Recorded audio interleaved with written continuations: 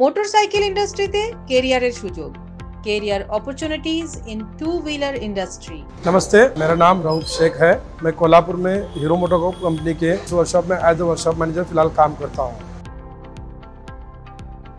इस automobile line की journey मेरी स्टार्ट वैसे कॉलेज लाइफ से हुई। जब मैंने 10वीं खत्म करके कॉलेज के लिए एडमिशन लिया, जब फर्स्ट ईयर मेरा शुरू था तो जनरली क्या होता था, वेकेशन में बहुत सारी छुट्टियां रहती थी। उस छुट्टी का मैंने उपयोग गैरेज में जाके सीखने के लिए किया, क्योंकि मुझे लगा कि उससे अच्छा बेहतर माहौल बनेगा और कॉलेज में भी अच्छा उसका उपयोग होगा। इसके लिए मैंने फ्री ऑफ कॉस्ट में पहले स्टार्ट किया जॉब करना। मैंने छोटी छोटी बातें सीखी, गाड़ी के बारे में रिपेयरिंग कैसे करना है। जब हम काम करते थे तो बहुत सारे कस्टमर अपने अपने गाड़ियों के बारे में बताते थे, कुछ प्रॉब्लम बताते थे। तो ऐसा लगता था कुछ कहीं कहीं प्रॉब्लम में हमें एक हाथ दूसरा प्रॉब्लम नहीं आया तो कस्टमर परेशान होकर वापस आता था और कहता था कि आपको काम नहीं जमता है, क्यों गैरेज खोल के बैठे हो। तो हम उस पर क्या प्रयोग करते थे कि भाई ये कंप्लेंट क्यों आई, मुश्किल गाड़ी में कैसे आई, कहाँ से आई, हमसे कुछ छूट रहा है क्या हो रहा है। तो उसके कारण हम उसमें काम में अच्छा इंप्रूवमेंट कर पाए। जब मैंने कॉलेज खत्म कर दिया तो मेरा एक दोस्त था जिसने मेरे को बोला कि ऐसा वर्कशॉप है हीरो का, तुम चाहे तो वहाँ पे जॉब कर सकते हो। फिर मैंने बोला कि क्या जॉब मिलेगी, या अभी इंजीनियरिंग तो खत्म कर दी है। उसने बोला पहले फ्रंटलाइन सुपरवाइजर का तुम्हें जॉब मिलेगा। एज अ फ्रंटलाइन सुपरवाइजर ने कस्टमर को अटेंड करना, दिक्कत को समझना, वो लिख के अंदर अपने जो सीनियर सुपरवाइजर हैं या फ्लोर सुपरवाइजर है उनको बताना। इसके लिए मैंने 1.5 साल 2 साल वहाँ पे पहले फ्रंटलाइन बोल के काम किया। इंप्रूवमेंट अच्छा देख के फिर ओनर ने मेरे की पोस्ट चेंज करके मेरे को अंदर फ्लोर सुपरवाइजर कर दिया। फिर फ्लोर सुपरवाइजर में एक्चुअली प्रैक्टिकल जो गाड़ी काम हो रही है वो गाड़ी बनाने के बाद में उसका ट्रायल देखना या उसमें क्या प्रॉब्लम आ रहा है पूरा एनालिसिस करना शुरू कर दिया। इसमें 2 साल मेरे चले गए। उसके बाद में हमारे मालिक को भी कॉन्फिडेंस आया कि बाबा ये बंदा पूरा वर्कशॉप भी संभाल सकता है। तो फिर मेरा पोस्टिंग उन्होंने वर्कशॉप मैनेजर करके कर दिया। कि जब मैंने स्टार्ट किया था तो कस्टमर की भीड़ अपने दरवाजे में खड़ी रहती थी, क्योंकि तब बहुत सारे वर्कशॉप नहीं थे। भी जो इंडस्ट्री चल रही है अपनी ऑटोमोबाइल इंडस्ट्री, इसमें बहुत सारे 2 व्हीलर के वर्कशॉप हैं, 4 व्हीलर के वर्कशॉप हैं। जहाँ पे सर्विस अच्छी मिलेगी वहाँ पे कस्टमर जा रहा है। जब यहाँ से आप बाहर पड़ेंगे तो आपको लगेगा कि बाबा सीधे बड़ी कंपनी देख के जाना है, जॉब अटेंड करना है। उससे मेरे आपको एक राय है, कोई भी जॉब अपनी छोटी बड़ी नहीं सोचनी है। जहाँ जॉब मिले वहाँ पे स्टार्ट करेंगे, जैसे आप इंप्रूवमेंट करते जाएंगे वहाँ से आपको इंप्रूवमेंट बढ़ता जाएगा। या तो फिर पर्सनली आप अच्छा सा एक वर्कशॉप भी बना सकते हैं। इंडस्ट्री सोचती है अगर कोई लड़का लेना है तो क्या सीख के आया है, वो कहाँ तक ग्रोथ कर सकता है, उसको देखा जाता है। हमें लगता है कि हमने 4 किताबें पढ़ ली, अच्छा सा ट्रेनिंग ले लिया, लेकिन जब प्रैक्टिकल काम करना है तभी हमें सब पता चलेगा कि हमें क्या आता है। कौन सा भी छोटा बड़ा काम हो, आप पहले स्टार्ट कीजिए, वहाँ पे जाके सीखिए, फिर इम्प्रूवमेंट कीजिए, तो आपको अच्छा सा उसमें से बेनिफिट मिलके आप आगे बढ़ सकते हैं उसमें से। इंडस्ट्री से जब इंटरव्यू ले जाते हैं बहुत सारे लड़के, तो सब में पहला होना चाहिए कि उसका पहराव अच्छा हो, आपका इंप्रेशन बढ़ता है। और जितना काम हमें आता है कॉन्फिडेंस लेवल के साथ पूरा प्रेजेंट करें। और आपका जो सीवी बनता है उसमें आप जो काम में माहिर है उसको आप हाईलाइट कर दें कि मैं ये काम बहुत अच्छा कर सकता हूँ। जैसा अगर गाड़ी आ रही है कस्टमर की तो उसको अटेंड करने के लिए लड़का लगता है जो जॉब कार्ड बनाता है। उसके बाद में फ्लोर पे जाएगी गाड़ी, वहाँ पे कोई स्पेशल रैंप रहते हैं कि वह फ्री सर्विस का अलग है, पेड सर्विस का अलग है, या इंजन जॉब वाला अलग है। तो हर एक डिपार्टमेंट से वो लड़के वहाँ पे अलग अलग जगह पे काम करते हैं। कस्टमर को हम वारंटी देते हैं गाड़ियों की, या इंजन का रूम करना है तो इंजन के लिए स्पेशल रूम बनाई जाती है जहाँ पे इंजन का स्पेशलाइजेशन काम होता है। तो आप जब भी जाएँ तो स्टेप बाय स्टेप सभी जगह पे देखें और आप हर जगह पे काम करें, तो आपको पता चलेगा कि वो कहाँ पे क्या क्या काम हो रहा है।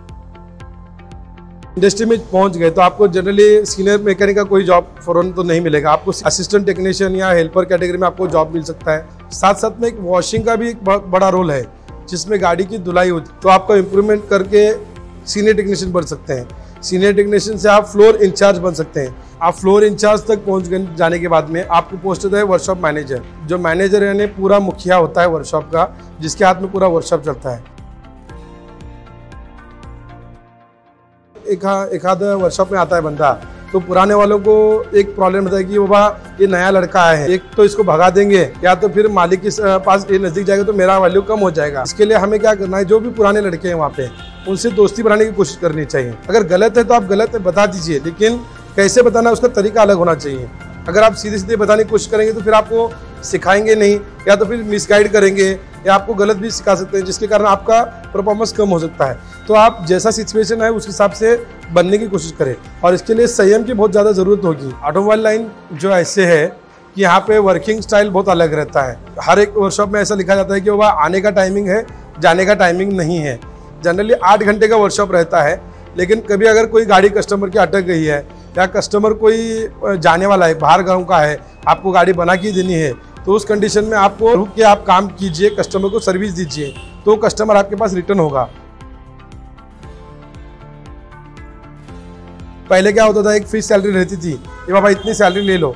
अभी का ज़माना बदल गया। अभी क्या हो रहा है कि आपको काम क्या आ रहा है उसके हिसाब से सैलरी है। नहीं तो पहले क्या होता था, ये नया बंदा है, इसको इतना ही सैलरी देना है। अभी वैसी स्ट्रेटेजी बंद हो गई है। इंडस्ट्री में अभी एडिशनल हो गया कि वहाँ हर एक बंदे का इंश्योरेंस किया जाता है।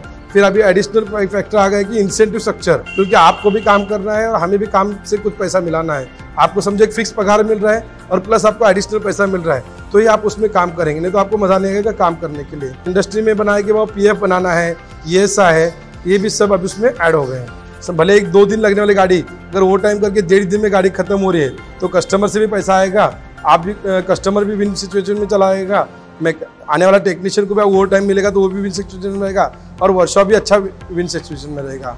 साथ साथ में एक वॉशिंग का भी एक बहुत बड़ा रोल है, जिसमें गाड़ी की धुलाई होती है। क्योंकि आपने भले कितना भी अच्छा काम कर लिया हो, गाड़ी आपने अच्छी बना दी, पूरी टकाटक बना दी, लेकिन गाड़ी साफ सफाई नहीं हुई, गाड़ी धुली गई नहीं, बहुत सारा काम उस पर डिपेंड रहता है। उसमें एक क्यूरियोसिटी रहती है कि वह गाड़ी का मेरा काम हुआ है कि नहीं।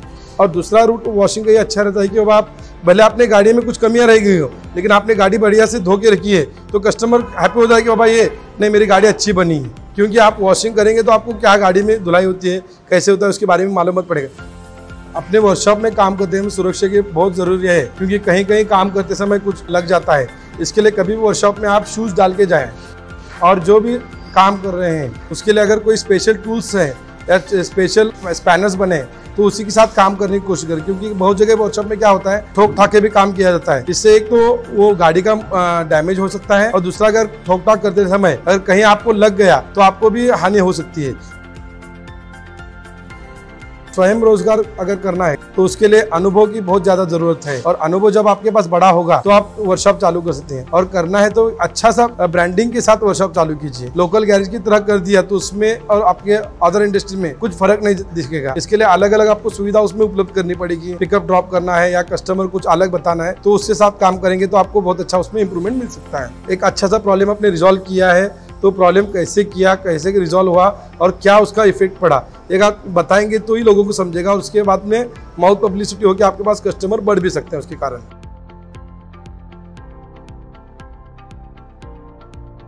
बड़े हमें बताया गया था, जब आप ऑटोमोबाइल लाइन में काम कर रहे हैं तो सर पे बर्फ और मुंह में शक्कर होनी चाहिए। मुंह में शक्कर यानी मीठा बोलना आना चाहिए और दिमाग ठंडा होना चाहिए। जो आदमी इस काम से काम करेगा तो एक अच्छा बिजनेसमैन और अच्छा वर्कशॉप हैंडलिंग बन सकता है।